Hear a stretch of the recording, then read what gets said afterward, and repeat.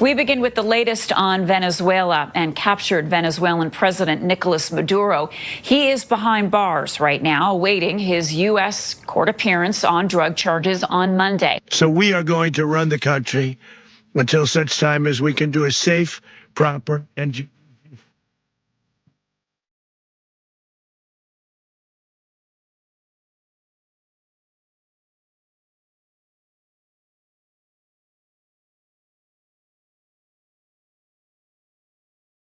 Donald Trump has just taken the United States into its boldest foreign intervention in years.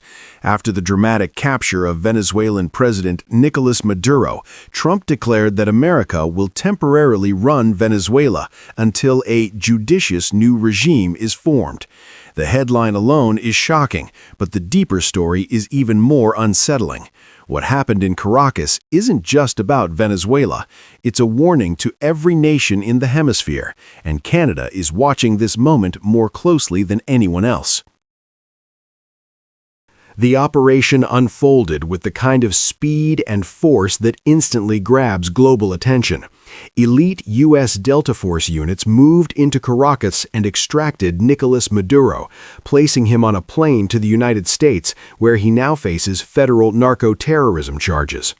Washington insists the mission was lawful, even routine. No invasion, no occupation, simply a high-level arrest carried out by U.S. agents on foreign soil. But that official explanation unraveled almost immediately when Trump announced that the United States would take charge of Venezuela's political transition. He spoke openly about restoring the country's oil production with the help of American energy companies, a statement that changed the entire nature of the mission. What began as a criminal apprehension was suddenly recast as a regime transition project led solely by Washington.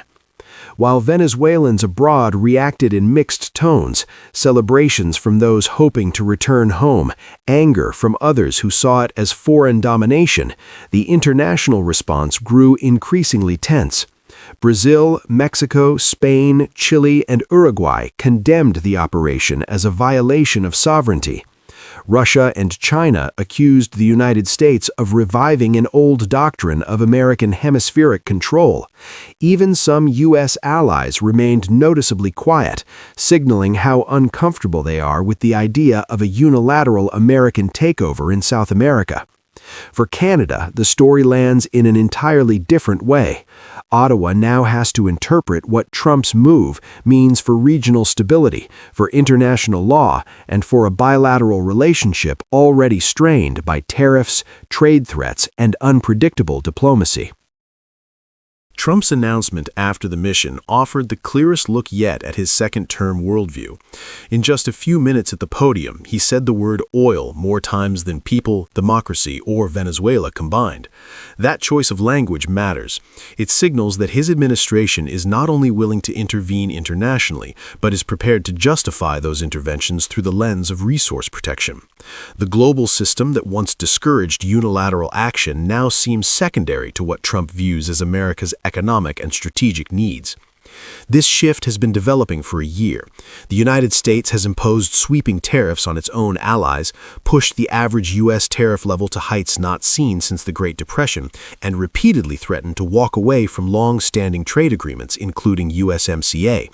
Trump's approach has become a combination of economic leverage, military force, and political pressure, all wrapped into a single aggressive framework aimed at securing U.S. influence in key regions.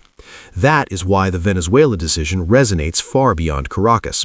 It reveals the formula Trump is now comfortable using. Identify a strategic resource, define it as essential to American security, and act decisively even if international rules or regional partners object.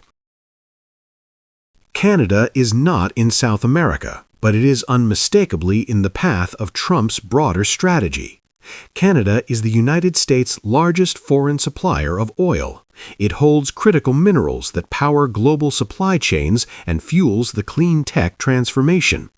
It provides the uranium that keeps American nuclear reactors running. In other words, Canada is exactly the kind of nation Trump views as strategically indispensable and therefore a potential target for harder U.S. bargaining. Over the last year, Canada has watched the U.S. administration impose new tariffs on Canadian exports, cancel trade discussions with no warning, and openly argued that Canada is giving the United States a raw deal. Trump has also revived an old notion that the U.S. can use economic force to pressure Canada, a message he delivered even before he returned to the White House. When viewed through this evolving pattern, the Venezuela operation becomes something more than a foreign policy headline.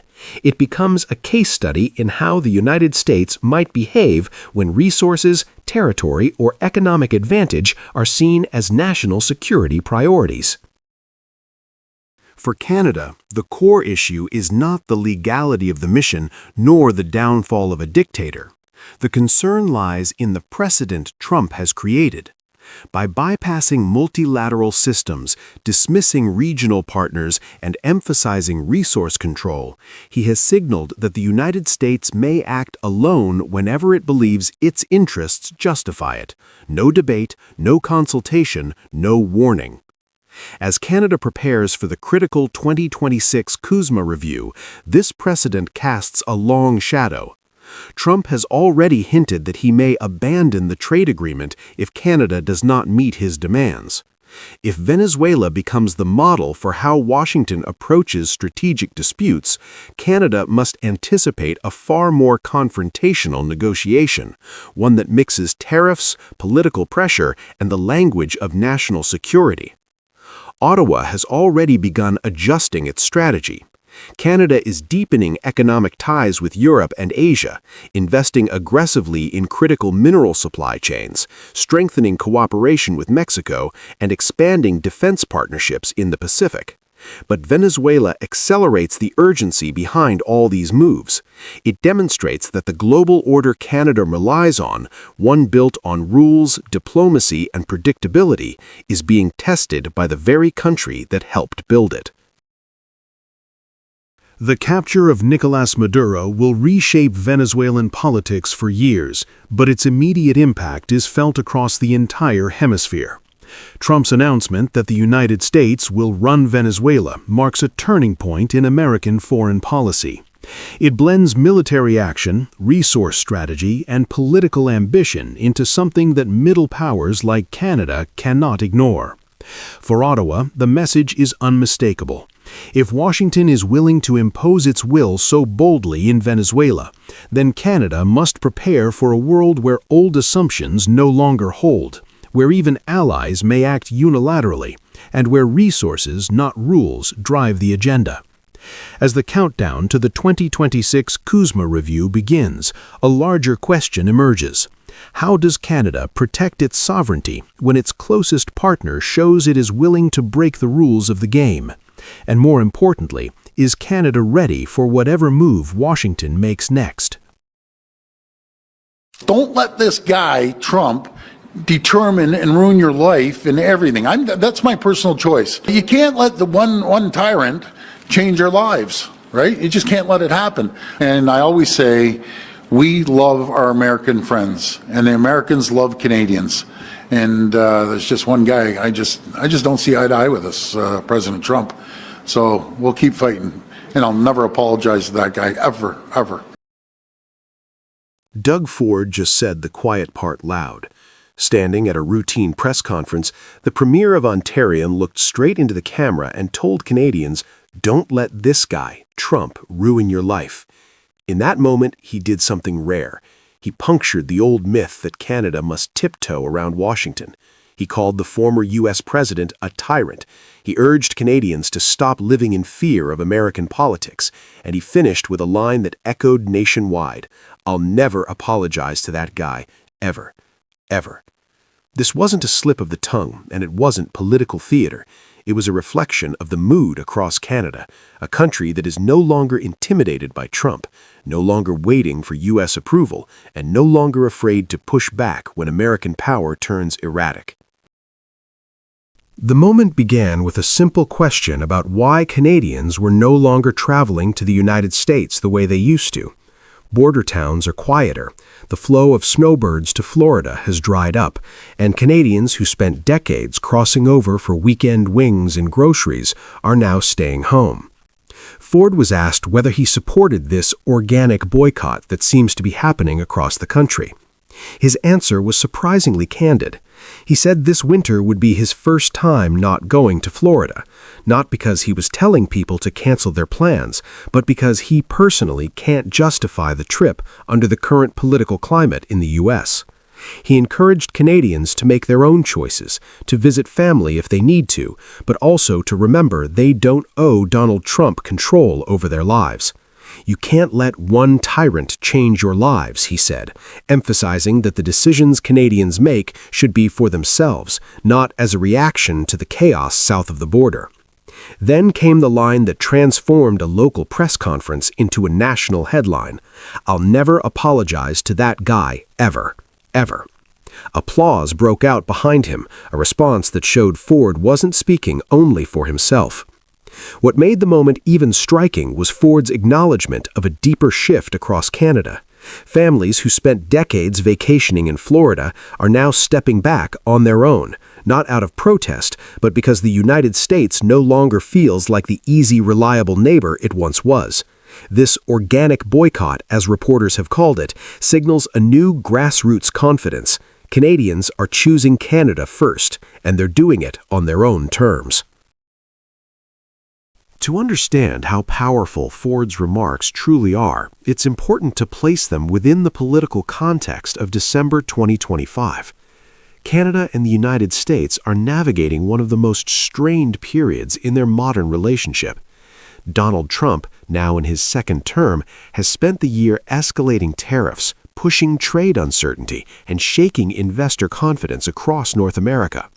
His administration's unpredictable approach has hit U.S. farmers, manufacturers, and supply chains hard. Even Bloomberg and Reuters note that the volatility is driving companies to move investments to more stable partners, and Canada is high on that list. Meanwhile, Prime Minister Mark Carney has been executing a clear economic strategy: diversification away from U.S. dependence, accelerated partnerships with Asia and Europe, and major wins in clean energy, critical minerals, and digital infrastructure. Microsoft's record-breaking AI investment, Germany's digital sovereignty agreement, South Korea's defense partnership, and the rise of Canadian electricity exports to support U.S. data centers, all these moves signal a country stepping onto the world stage with more confidence than at any time in recent memory. Normally, provincial leaders like Doug Ford stay away from international disputes, but Ford's decision to directly call Trump a tyrant is a sign that Canada's shift is broader than federal politics. It shows that resistance to Trump's intimidation isn't just coming from Prime Minister Carney or Foreign Minister Melanie Joly. It has reached every level of Canadian leadership: federal, provincial, institutional, and public. Ford, known for his pragmatism and business-friendly approach, was once seen as a politician who would avoid confrontation with Washington. The fact that he, of all people, is now using terms like tyrant and telling Canadians not to bow to Trump's influence shows how deeply the national mood has changed. Even leaders considered moderate or centrist are no longer staying neutral. And Ford's claim that America is hurting on all fronts is not hyperbole. The U.S. economy is battling tariff-driven inflation, foreign investment slowdowns, and agricultural distress. Florida, in particular, the heart of the snowbird economy, is reeling from reduced Canadian tourism. Airlines have reported declining bookings, border towns are losing revenue, and American tourism boards have quietly admitted they depend heavily on Canadians to fill winter gaps. That's why Ford's comments strike a deeper chord. They aren't just about vacations or border shopping. They are about dignity.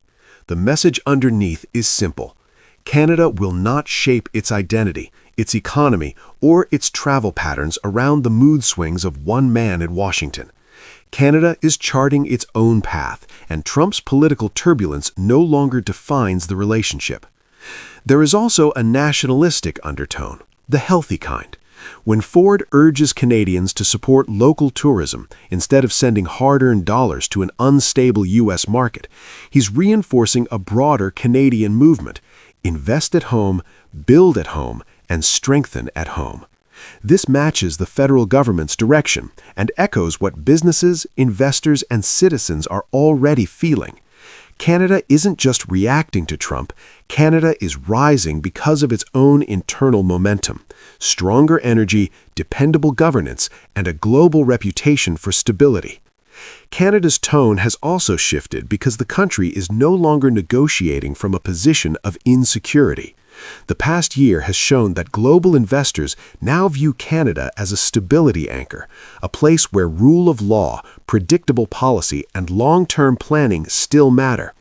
This gives Canadian leaders, including Ford, far more latitude to speak plainly about the volatility coming from Washington. When your economy is diversifying toward Europe, Asia, and cutting-edge energy and AI sectors, you don't rely on American goodwill the way you once did. Ford's remarks reflect a broader truth: Canada finally understands its leverage.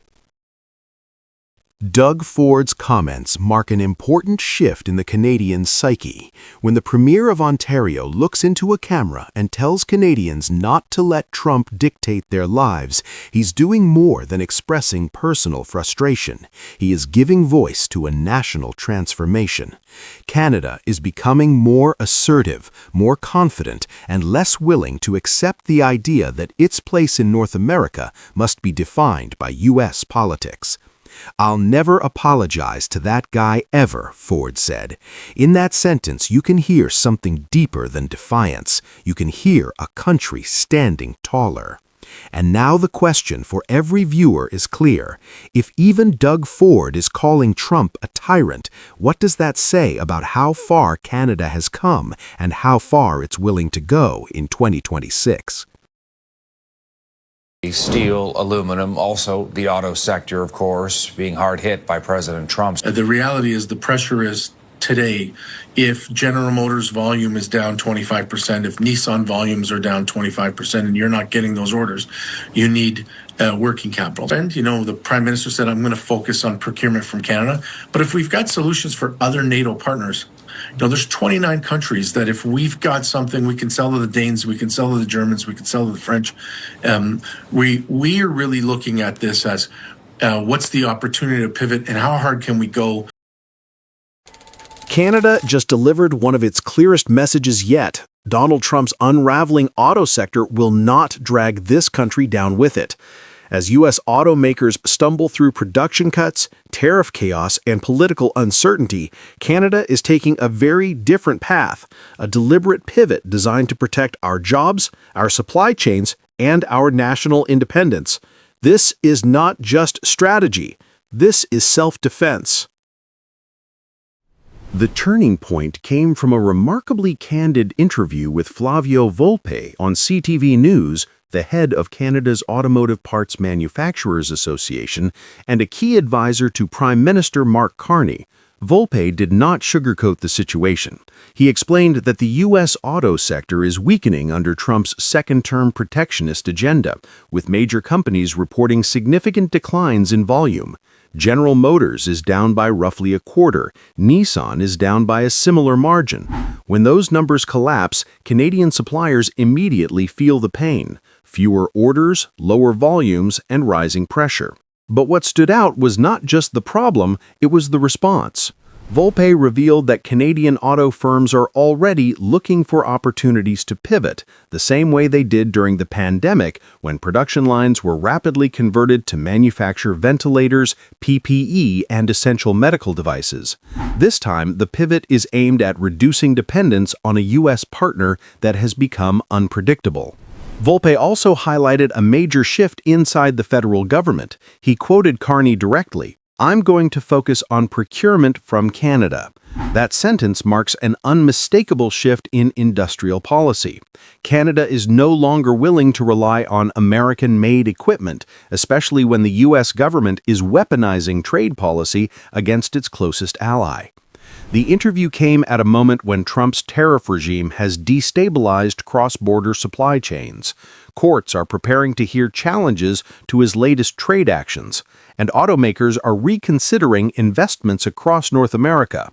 In the middle of it all, Canada is reassessing its place in the continental auto ecosystem and charting a course with far more control. Donald Trump entered his second term promising to restore American manufacturing dominance. Instead, his policies are weakening the very industries he claimed to protect. Expanded Section 232 tariffs have raised cost for U.S. producers. Supply chains had become more fragile, not less. Export markets are shrinking because of retaliation. Investment decisions have stalled or been suspended. Reuters reporting throughout 2025 shows U.S. automakers delaying new EV lines, revising production targets, and warning shareholders about rising uncertainty. Politico went even further, calling one of Trump's tariff rounds a self-inflicted blow to Detroit.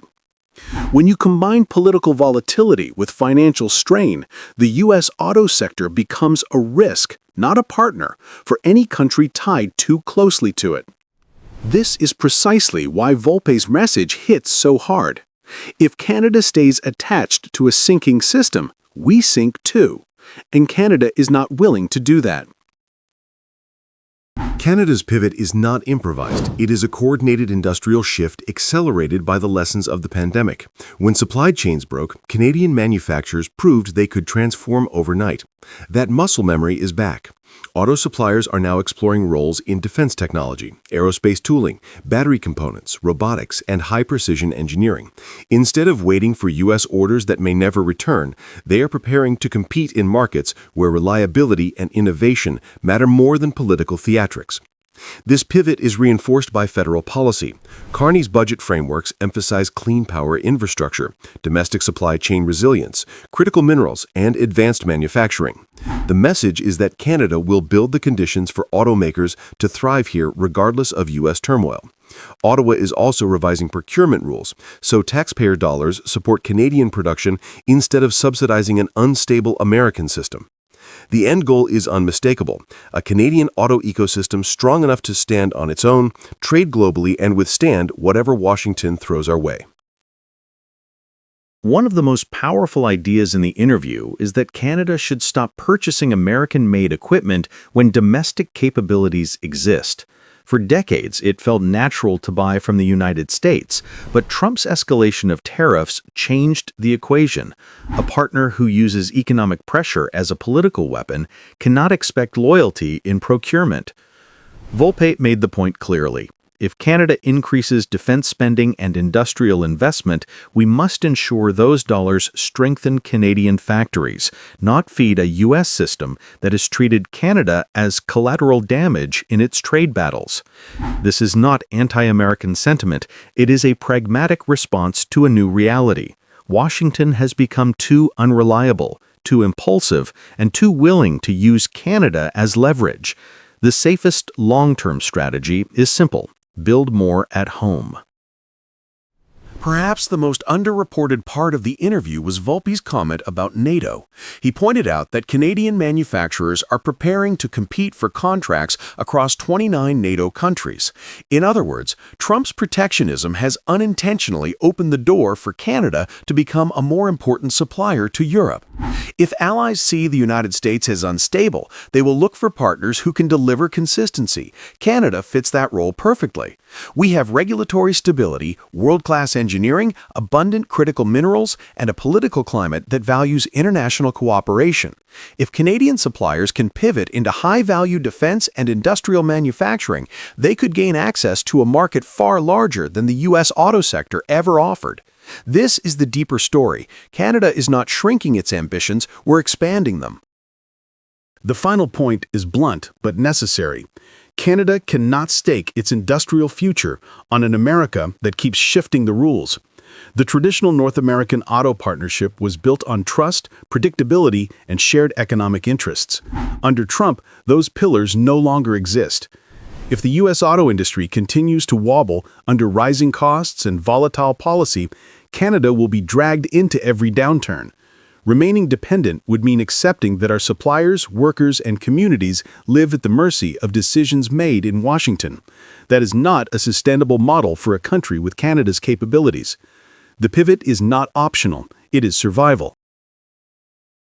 Canada is no longer trying to convince the United States to stabilize. We are preparing for the possibility that it won't. Trump's erratic trade agenda has weakened America's auto industry and exposed the risks of overdependence. Instead of waiting for the next tariff threat or supply chain shock, Canada is charting a new course, one that emphasizes domestic production, global diversification, NATO partnerships, and strategic independence. The United States may be entering a turbulent decade in manufacturing. Canada refuses to be dragged into that turbulence. The pivot has already begun. The only question now is how far Canada is prepared to go and how quickly we intend to finish the job. On Friday, Chinese President Xi Jinping held back-to-back meetings with the Prime Ministers of Canada and Japan, signaling Beijing's intent to ease recent diplomatic tensions with both nations. At the meeting, Xi extended an invitation to Carney to visit China, describing it as an opportunity to continue dialogue and explore areas of mutual benefit. The Canadian leader welcomed the offer, saying it represented a chance to continue the dialogue in a constructive way. Canadian Prime Minister Mark Carney has just achieved a quiet but remarkable diplomatic breakthrough at the 2025 APEC summit in Gyeongju, South Korea. The gathering of world leaders was meant to discuss trade recovery and supply chain resilience, yet the real headline emerged from two back-to-back meetings: Xi Jinping's talks with Carney and Japan's Sanae Takaichi. While Donald Trump left the summit early after declaring his America First agenda fulfilled, Beijing stayed and recalibrated. Xi's calm tone stood in sharp contrast to months of tariff friction and tense diplomacy. For Canada, the moment was both symbolic and strategic, proof that a nation long overshadowed by its U.S. neighbor could carve its own path in Asia's reshaping order. Mark Carney arrived at APEC with one objective: rebuild Canada's economic flexibility. After a year of industrial losses tied to U.S. trade disputes, Ottawa needed new partners and new momentum.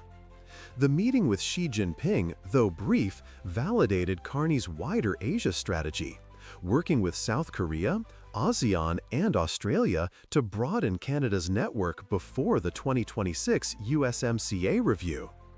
At the Jeonju session, Canada's presence stood out. It was no longer a secondary participant following Washington's lead, but a country pursuing its own balance. Diplomatic officials confirmed that discussions touched on trade coordination, clean energy cooperation, and reopening ministerial channels frozen since 2018. No headline deal emerged, yet the tone mattered: measured, respectful, and open to rebuilding trust. For Carney, tone itself was progress, the first sign that dialogue could replace defensive rhetoric. China's outreach was deliberate.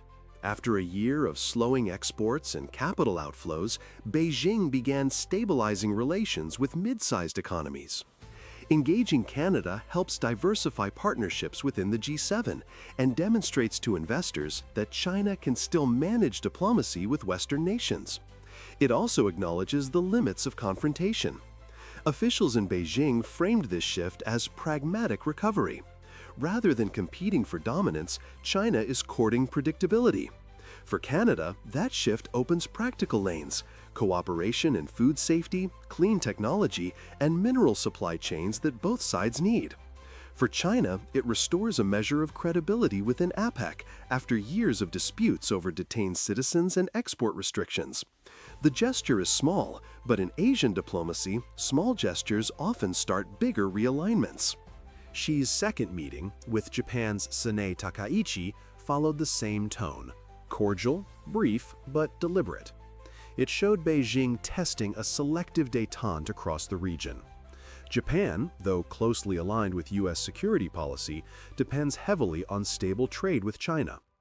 Both leaders discussed maritime cooperation and managing long-standing disputes in the East China Sea. Together, the two meetings reshaped the narrative of APEC 2025. They marked the first synchronized attempt by China, Canada, and Japan to moderate rivalry instead of escalate it. For Carney, this multipolar atmosphere creates opportunity. As the world splits between tariff walls and security blocks, Canada positions itself as the pragmatic bridge, small enough to talk to everyone, credible enough to be heard. By the summit's end, no joint statement changed the rules of global trade. Yet something more valuable occurred, a reset in tone and trust. The APEC images of Carney and Xi shaking hands captured a turning point for Canada's foreign policy, from a defensive stance to active diplomacy. Carney's approach shows that influence is not measured only by tariffs or GDP, but by composure and persistence. Amid U.S. volatility and Chinese recalibration, Canada found room to maneuver. If this cautious engagement continues, it could lay the groundwork for new trade corridors across Asia, defined not by ideology, but by stability. The Gyeongju summit may fade from headlines, yet its meaning endures. In a world of escalating economic confrontation, Canada quietly proved that dialogue still works, and that sometimes diplomacy's smallest gestures can mark the biggest shift.